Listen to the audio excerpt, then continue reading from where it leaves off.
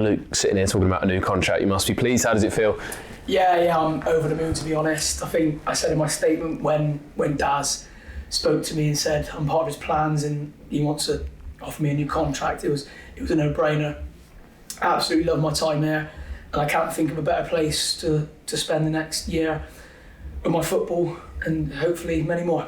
How's this season been for you? It's sort of come in different waves as well, but how has it been overall? Yeah, I think we've kind of come out at the end of it happy. Obviously started the season injured, so it took my time to get back in. Once I got in the team, I was happy to be playing, and then it kind of didn't go how we expected. Tough period over Christmas, but I think we've got a good group of lads there, and we were never ever gonna be banging trouble. Obviously we're still, as we speak now, not out of it quite yet, but we're happy with how we turned it around. And yeah, I think it's one that it's kind of been the most chaotic season I've probably had, but you come out of it a different person, and I'm happy to sit here now, having been through everything, and how happy, healthy and ready to go again.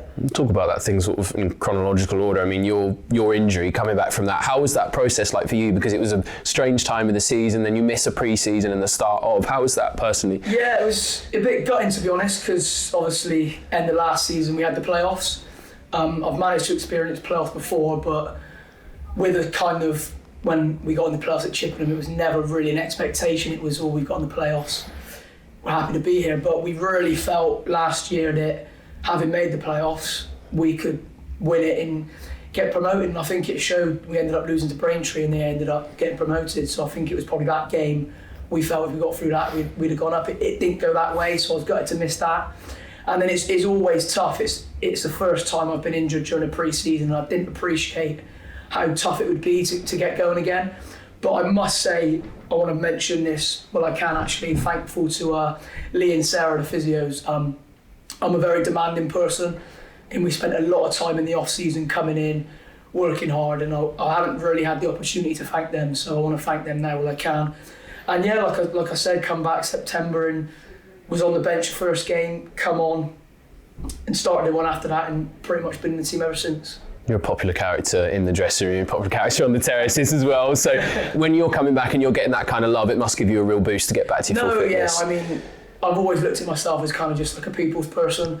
You kind of probably see the way I play. I've been a fan on the terraces. My dad and granddad took me to non-league games ever since I was young. I'm from Weston. I used to go and watch Weston quite a bit when I was younger.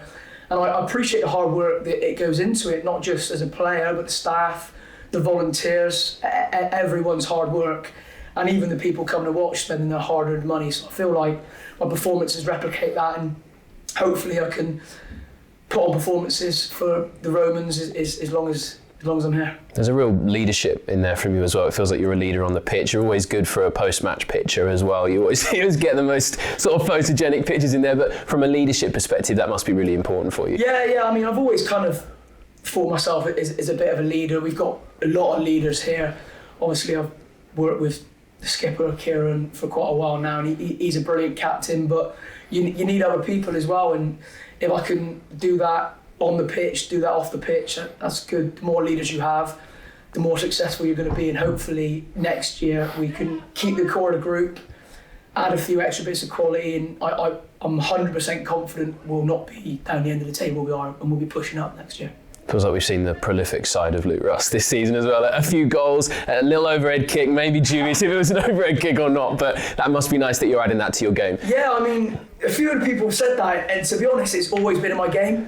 I've always had I've got 4 goals as we speak now. Every year I've played, I've had 4 goals.